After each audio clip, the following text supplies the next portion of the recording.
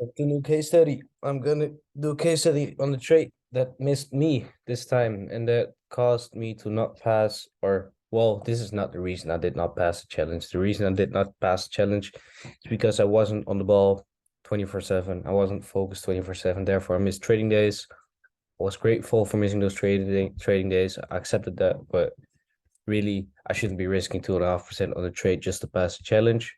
However, the situation presented it like that, so the situation presented itself like that. It was either a break even and a retry or a free pass.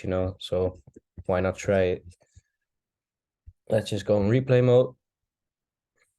Because, right, starting from the daily time frame, where are we? What do we see? And where are we most likely to go?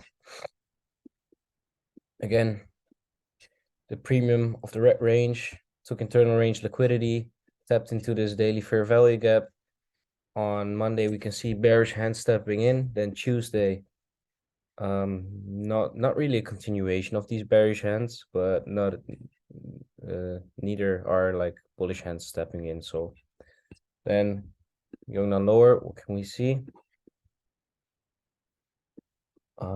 We have this bearish range going on, the black range.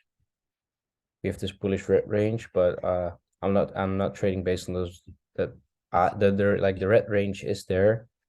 This from high down to low or pink, I don't know what it is, but I'm anticipating that it will break bearish. So although this is my strong low, I think it's a weak low, if that makes sense.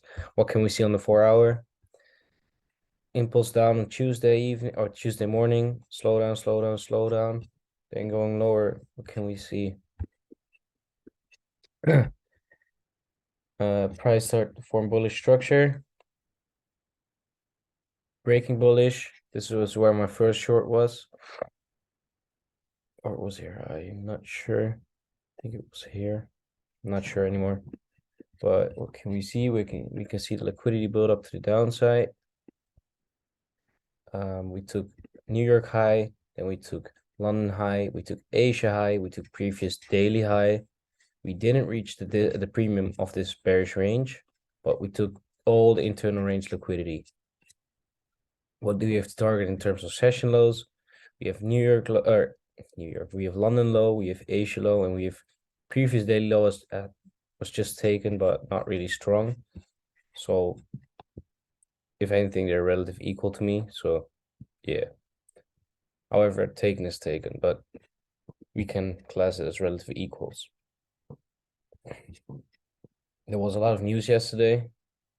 On the lower, what can we see? We broke bullish. Then we came into the discount of this bullish range. Broke bullish again, broke bullish again. So this one really should be a purple one. Then we had our early sellers. Just a short break, but it's a strong early sellers. Why? It's the early sellers just before this high, just before this high. So just before this, how Krishna would call it, a shit box.